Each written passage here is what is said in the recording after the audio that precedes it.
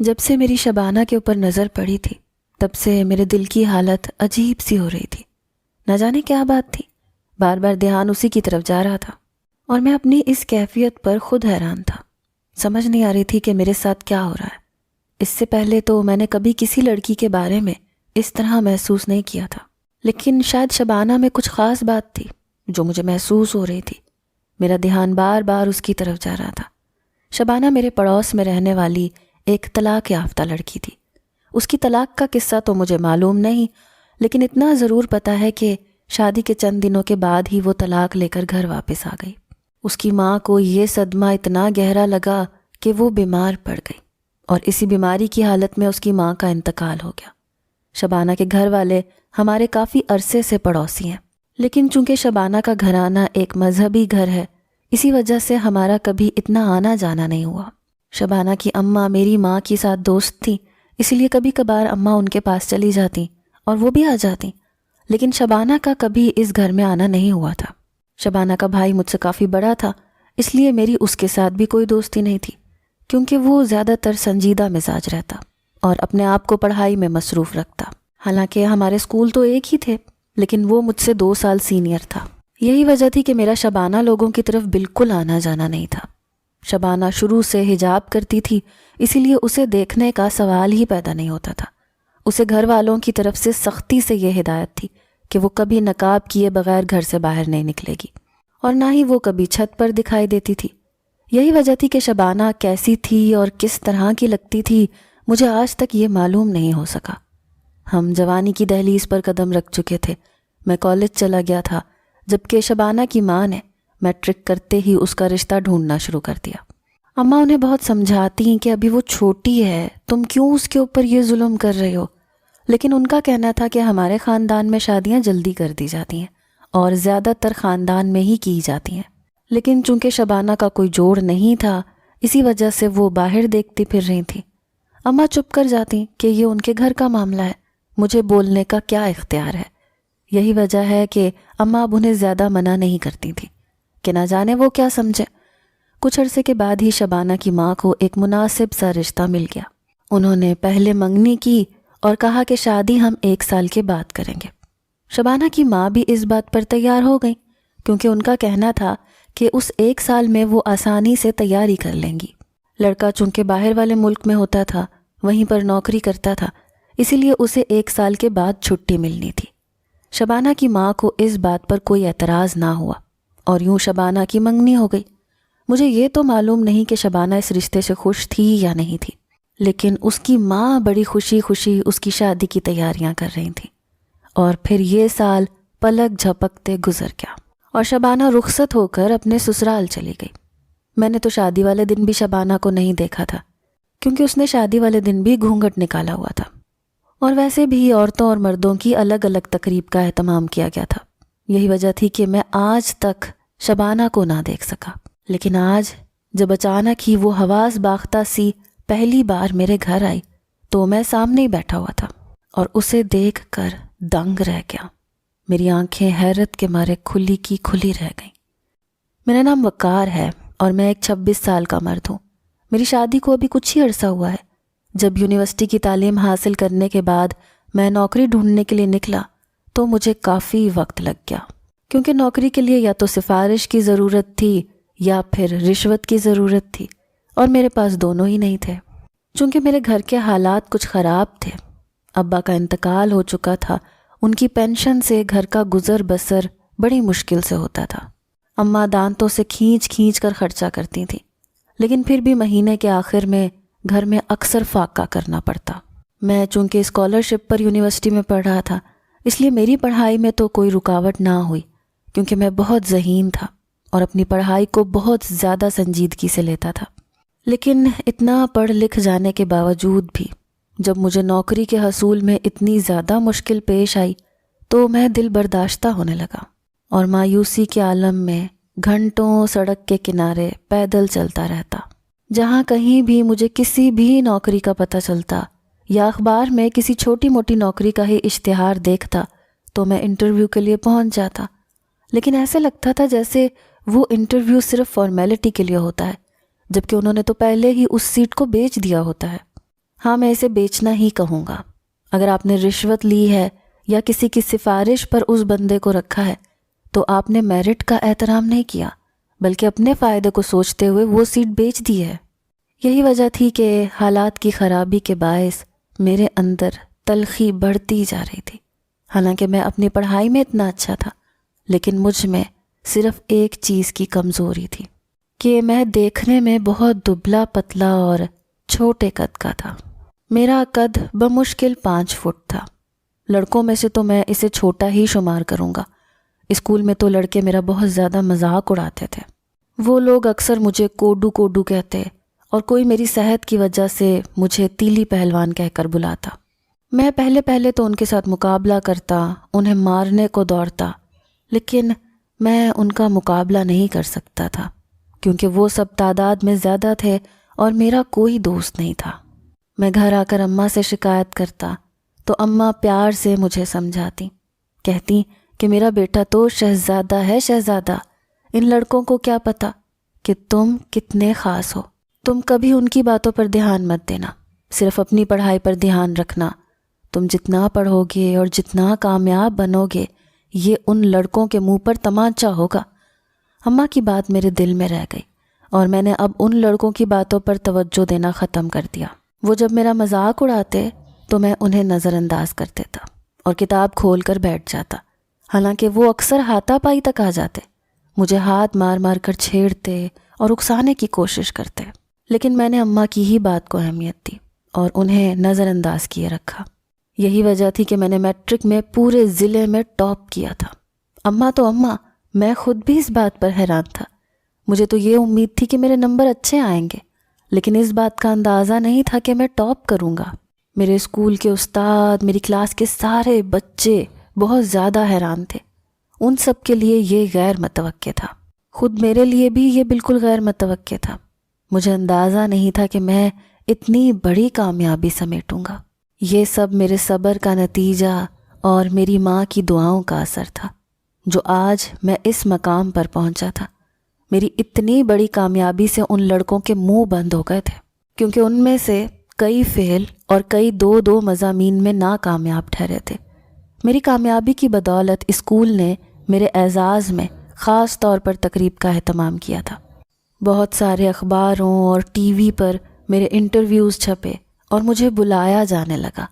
میں پھولے نہیں سمایا، لیکن پھر بھی کہیں نہ کہیں میرے دل کے اندر ان لڑکوں کی باتیں اب بھی موجود تھیں، وہ جو مجھے چھوٹے قد کی وجہ سے، کوڈو اور کمزوری کی وجہ سے تیلی پہلوان کہتے۔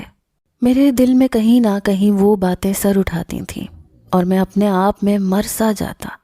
ان کی باتوں کا یہ اثر ضرور ہوا تھا کہ میں احساس کمتری میں جانے کے بجائے اپنے آپ کو پڑھائی میں مصروف کر لیتا۔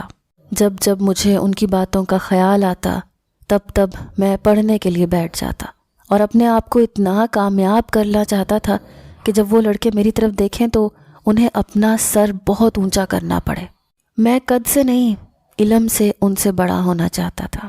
یہی وجہ تھی کہ میرے دن رات کی محنت کے نتیجے میں نے FSC میں بہت اچھے نمبر لے لیے۔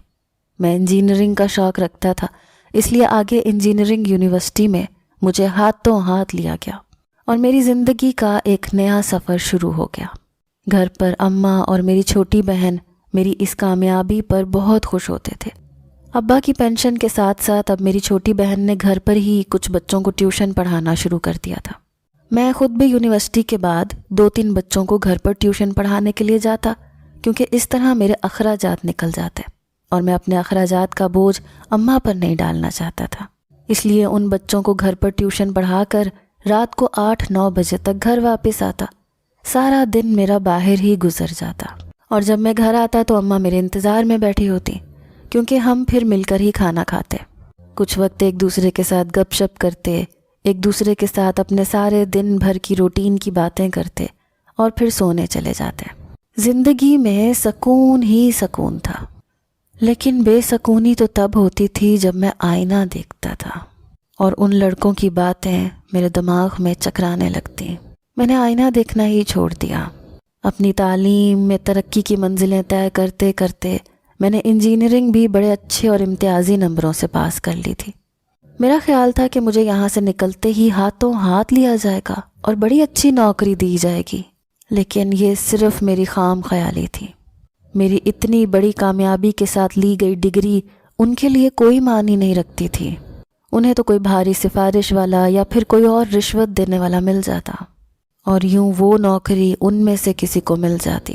شروع میں تو میں نے نوکری کی تلاش جاری رکھی، کیونکہ میرا خیال تھا کہ اندھیر ہے لیکن اتنا نہیں کہ حقدار کا حق مارا جائے۔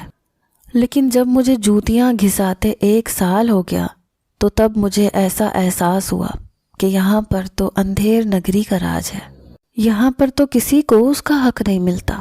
اگر جو مجھے وہ 2-3 ٹیوشنز کا آسرا نہ ہوتا تو کیا ہوتا، ورنہ میں تو کرایہ بھی اماں سے مانگ کر لے جاتا تھا۔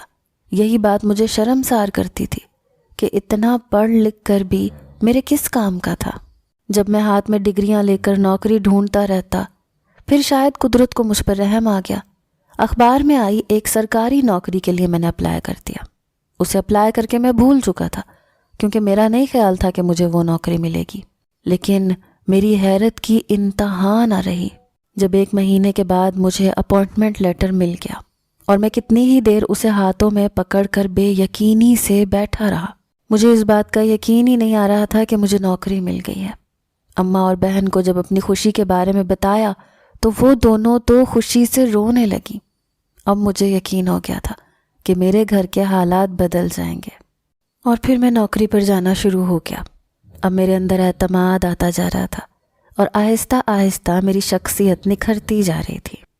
میں اپنے قد کو تو بڑا نہیں کر سکتا تھا، لیکن یہ تھا کہ میں نے اپنی خوراک کو پہلے سے کافی بہتر کیا تھا۔ اس سے یہ ہوا تھا کہ میرا جسم تھوڑا بھرا بھرا لگنے لگا تھا، لیکن میں تھا اب بھی کمزور اور کافی حد تک دبلا پتلا۔ مجھے نوکری کرتے ہوئے 6 ماہ ہو گئے تھے کہ میں نے اماں سے کہا کہ چھوٹی کا رشتہ دیکھ کر اس کی شادی کر دیتے ہیں، کیونکہ اب یہ شادی کے قابل ہے۔ اماں نے بھی میری بات کی تائید کی۔ جلد ہی ایک مناسب سا رشتہ دیکھ کر ہم نے اس کے ہاتھ پیلے کر دیے، اور وہ رخصت ہو کر اپنے گھر چلی گئی۔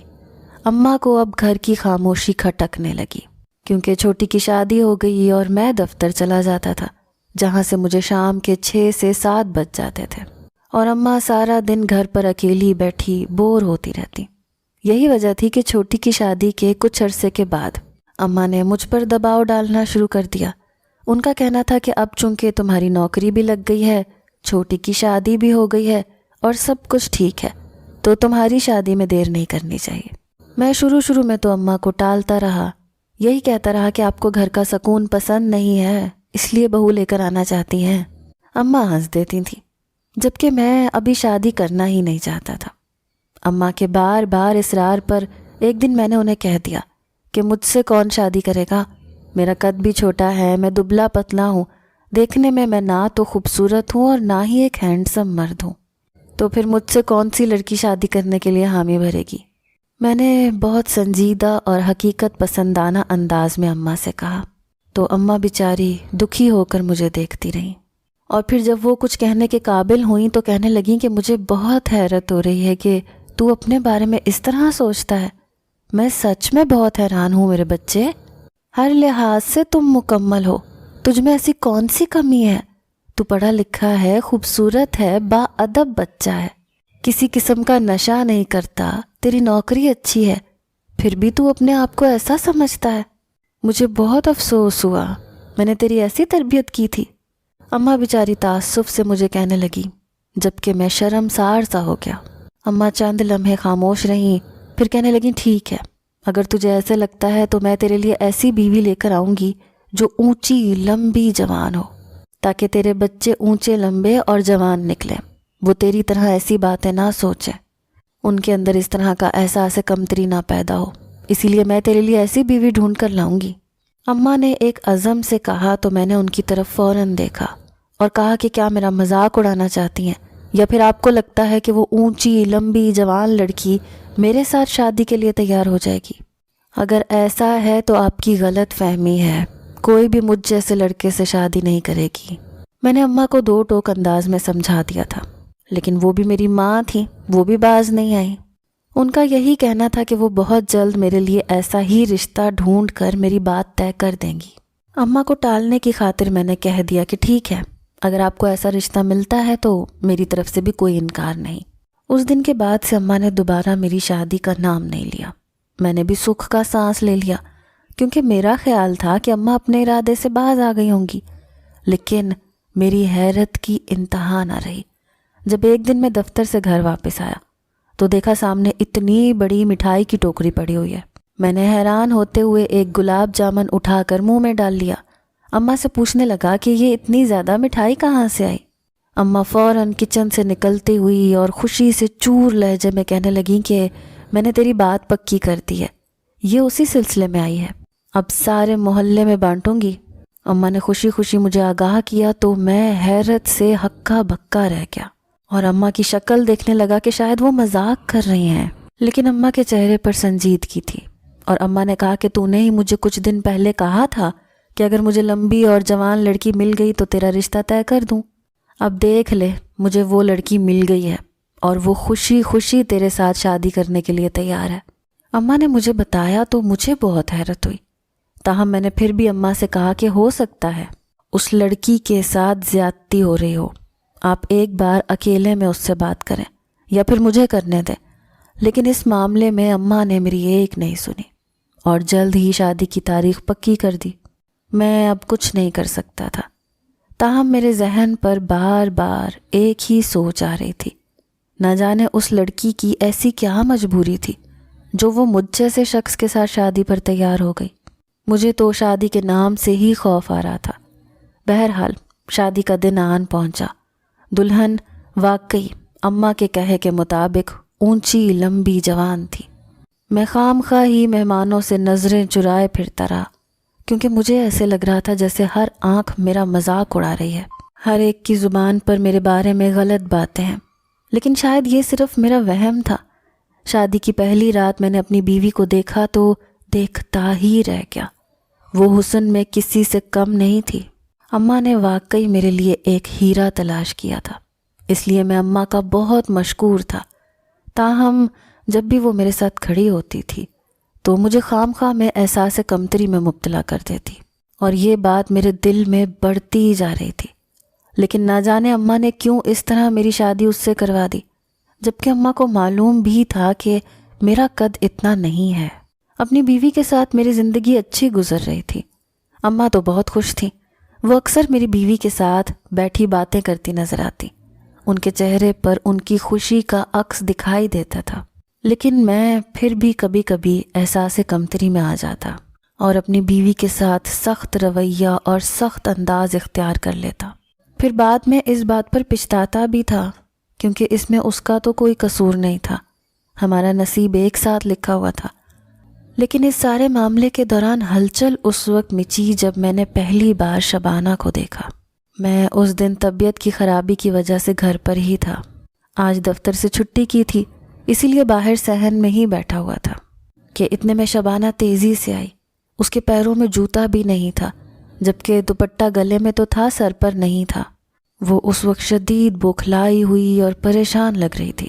وہ سیدھی اندر بھاگی آئی اور مجھے سامنے بیٹھا دیکھ کر قدرے جھجک سی گئی، پھر ایک دم دوپٹہ سر پر جما کر کہنے لگی کہ میرے ابا کی طبیعت بہت خراب ہے، انہیں ہسپتال لے کر جانا ہے، آپ کی بہت مہربانی ہوگی، آپ میری مدد کریں۔ اس کی آواز سن کر اماں بھی باہر آ گئیں۔ انہوں نے جب شبانہ کو یوں دیکھا تو پریشان ہو گئیں۔ شبانہ کی زبانی ہی انہیں اس کے باپ کی طبیعت خرابی کا معلوم ہوا تو وہ فوراً اس کے ساتھ اس کے گھر بھاگ گئیں، جبکہ میں بھی ان کے پیچھے بھاگا چلا گیا۔ اس کے ابا اس وقت فرش پر گرے ہوئے بے ہوش پڑے تھے۔ مجھے اندازہ ہو گیا تھا کہ ان کی حالت خطرناک ہے اور یقیناً انہیں ہارٹ اٹیک آیا ہے۔ میں نے فوراً ایمبولینس کو فون کر دیا۔ کچھ ہی دیر میں ایمبولینس آ گئی۔ میں انہیں لے کر ہسپتال چلا گیا۔ شبانہ بھی میرے ساتھ جانا چاہتی تھی، لیکن میں نے اسے نہیں لے کر آیا، کیونکہ مجھے اندازہ تھا کہ اگر وہ میرے ساتھ آئی تو اس نے رو رو کر اپنی طبیعت خراب کر لینی ہے، اور وہی ہوا۔ ہسپتال پہنچ کر میرے بدترین خدشے کی تصدیق ہو گئی۔ شبانہ کے ابا کو ہارٹ اٹیک ہوا تھا، لیکن ہسپتال پہنچنے سے پہلے ان کا انتقال ہو گیا۔ شبانہ کا آخری سہارا بھی چھن گیا تھا۔ اس کا رو رو کر برا حال تھا۔ ان حالات میں اماں نے شبانہ کا بہت ساتھ دیا، کیونکہ اس کے گھر پر اب صرف اس کے بھابھی اور بھائی ہی رہتے تھے، جبکہ شبانہ کو تو طلاق ہو گئی تھی۔ اماں 40ویں تک باقاعدگی سے شبانہ کا خیال رکھتی رہیں، لیکن میرے دل سے وہ پہلے دن کا چہرہ محو نہیں ہو رہا تھا جب اسے میں نے پہلی بار دیکھا تھا۔ اس کا بکھلایا ہوا انداز، اس کا گھبرایا ہوا چہرہ دیکھ کر نہ جانے میرے دل کو کیا ہوا تھا۔ وہ جذبات آج بھی میرے دل میں تازہ تھے۔ شبانہ کوئی بہت خوبصورت لڑکی نہیں تھی، لیکن اس میں کچھ ایسا تھا جس نے مجھے اپنی طرف متوجہ کر لیا تھا۔ اس کے چہرے کی کشش اور اس کے گھبرائے ہوئے انداز نے مجھے اپنا اسیر کر لیا تھا۔ یہی وجہ تھی کہ میں نے ڈھکے چھپے لفظوں میں اماں سے اس بات کا اعتراف کیا کہ میں شبانہ کو چاہنے لگا ہوں۔ اگر آپ اجازت دیں تو میں اس کے ساتھ شادی کرنا چاہتا ہوں۔ جبکہ اماں تو یہ بات سن کر حیرت سے ہکا بکا رہ گئیں۔ ان کا خیال تھا کہ تم غلط سوچ رہے ہو، وہ بچی کیا سوچے گی اور پھر تمہاری بیوی کیا سوچے گی؟ تم کس طرح کی باتیں کر رہے ہو؟ ابھی تمہاری شادی کو کتنا کم عرصہ ہوا ہے۔ تمہاری بیوی کے دل میں اگر ایک دفعہ یہ بات آ گئی تو پھر ساری زندگی یہ بات نہیں نکلے گی۔ لیکن میں اپنے جذبوں میں سچا تھا، مجھے ایک پل چین نہیں آ رہا تھا۔ میری بیوی نے جب میری یہ حالت دیکھی تو وہ بار بار مجھ سے پوچھنے لگی کہ آپ کو کیا ہوا ہے؟ آخر آپ اتنے پریشان، اتنے بے چین سے کیوں ہیں؟ لیکن میں اسے کیا بتاتا؟ میں بس خاموشی سے اس کا چہرہ دیکھتا رہا۔ میں نے اسے کہا تو بس اتنا کہ تم نہیں سمجھو گی، اگر تمہیں بتا بھی دوں تو تم کیا کر لو گی؟ جبکہ وہ بضد تھی کہ مجھے بتائے۔ اگر میں آپ کے کسی کام آ سکی تو مجھے بہت خوشی ہوگی۔ اور پھر ایک دن میں بے بسی سے اس کے سامنے رو پڑا اور اسے اپنی اس حالت کے بارے میں سب کچھ بتا دیا۔ میری باتیں سن کر میری بیوی پہلے تو بہت پریشان ہوئی۔ اس کے چہرے سے اس کے گہرے دکھ کا اندازہ لگانا مشکل نہیں تھا، لیکن پھر وہ کہنے لگی کہ اگر آپ کی خوشی اسی میں ہے تو میں آپ کی خوشی میں خوش ہوں۔ آپ شبانہ سے نکاح کر لیں، وہ طلاق یافتہ ہے، اسے سہارا مل جائے گا اور آپ کو آپ کی محبت مل جائے گی۔ لیکن میری آپ سے درخواست ہے کہ مجھے طلاق مت دیجیے گا، مجھے اسی گھر میں رہنے کی اجازت دے دیں۔ اپنی بیوی کے منہ سے یہ سب باتیں سن کر پہلے تو میں شرمسار سا ہو گیا کہ میں اس عورت کا گنہگار ہوں، لیکن پھر میں نے اسے آگے بڑھ کر اپنے گلے سے لگا لیا، کہا کہ تم نے تو میرے دل سے ایک بھاری بوجھ ہٹا دیا۔ میں تمہیں کبھی طلاق نہیں دوں گا۔ جس طرح تم میری پہلی بیوی ہو، تمہارا پہلا حق ہے۔ شبانہ بھی اسی طرح اس گھر میں رہے گی جیسے تمہیں یہاں سے نہ تو کوئی نکال سکتا ہے اور نہ ہی کوئی نکالے گا۔ شبانہ کو میں اوپر والے پورشن میں رکھ لوں گا، تم نیچے اسی طرح رہنا جیسے پہلے رہتی تھی۔ میری بیوی نم آنکھوں سے مسکرا دی۔ میں نے اس سے کہا کہ اماں سے بات کر کے دیکھ لو، انہیں کہو کہ شبانہ سے میرا رشتہ مانگ لیں۔ اس نے میرے کہنے پر ایسا ہی کیا۔ اماں پہلے تو اس رشتے کی بہت مخالف تھیں، لیکن پھر جب ہم دونوں کو راضی دیکھا تو وہ بھی تیار ہو گئی۔ یوں شبانہ کے بھائی سے رشتہ مانگنے کی دیر تھی کہ اس نے بھی جھٹ نکاح دے دیا، اور 1 ہفتے میں ہی شبانہ رخصت ہو کر میرے گھر آ گئی۔ میں اپنی محبت کو پا کر بہت خوش تھا۔ مجھے اندازہ بھی نہیں تھا کہ یہ سب میرے لیے اتنا آسان ہوگا۔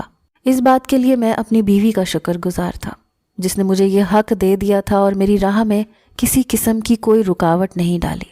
آج شبانہ کے ساتھ میری شادی کو 2 سال گزر چکے ہیں۔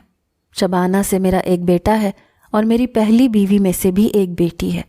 وہ دونوں آپس میں ایک دوسرے کے ساتھ بہت خوش رہتی ہیں۔ ان کا نہ تو کوئی لڑائی جھگڑا ہوتا ہے، نہ کبھی کوئی اختلاف دیکھنے میں آیا۔ میں دونوں بیویوں کے درمیان توازن رکھنے کی ہر ممکن کوشش کرتا ہوں۔ ان دونوں نے آج تک کبھی میرے ساتھ شکایت نہیں کی اور نہ ہی کبھی ایک دوسرے کے ساتھ لڑائی جھگڑا کیا۔ اماں تو اپنے گھر میں اتنا سکون اور رونق دیکھ کر بہت خوش ہوتی ہیں۔ وہ اپنی دونوں بہوؤں کو بہت دعائیں دیتی ہیں کیونکہ انہوں نے ان کے گھر کو جنت بنا دیا۔ کبھی کبھی میں تنہا ہوں تو بیٹھ کر یہ سوچتا ہوں کہ اگر میں نے اس دن شبانہ کو نہ دیکھا ہوتا تو میرے دل میں کبھی اس کے لیے یہ جذبات نہ پیدا ہوتے۔ شاید اسی لیے پردے کا حکم دیا گیا ہے۔ لیکن پھر میں سوچتا ہوں کہ اگر میرے دل میں اس کے لیے جذبات پیدا ہو گئے تھے تو مجھے چاہیے تھا کہ میں انہیں اسی طرح کچل دیتا، لیکن میں نے اپنی بیوی کے آگے اپنا دل کھول کے رکھ دیا اور اس نے بھی مجھے شبانہ کے ساتھ ملانے میں کوئی کسر نہیں چھوڑی۔ کوئی بھی عورت اتنا بڑا جگرا نہیں رکھتی کہ اپنے شوہر کو کسی کے ساتھ بانٹ دے، لیکن میری بیوی نے یہ بھی کر دکھایا اور اس کے لیے میں تاعمر اس کا احسان مند ہوں، جس نے میری خاطر اپنے دل پر پتھر رکھ لیا۔ لیکن میں اپنی دونوں بیویوں کا احسان مند ہوں، جنہوں نے میرے گھر کو جنت بنا کے رکھا ہوا ہے۔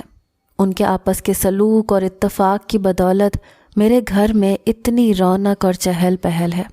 اگر جو کبھی ان کا یہ اتفاق قائم نہ رہا تو میرا گھر تو جہنم بن کے رہ جائے گا، اور میں ایسا ہرگز نہیں چاہتا۔ اسی لیے ان دونوں کے درمیان ایک جیسا سلوک کر کے توازن رکھنے کی کوشش کرتا ہوں۔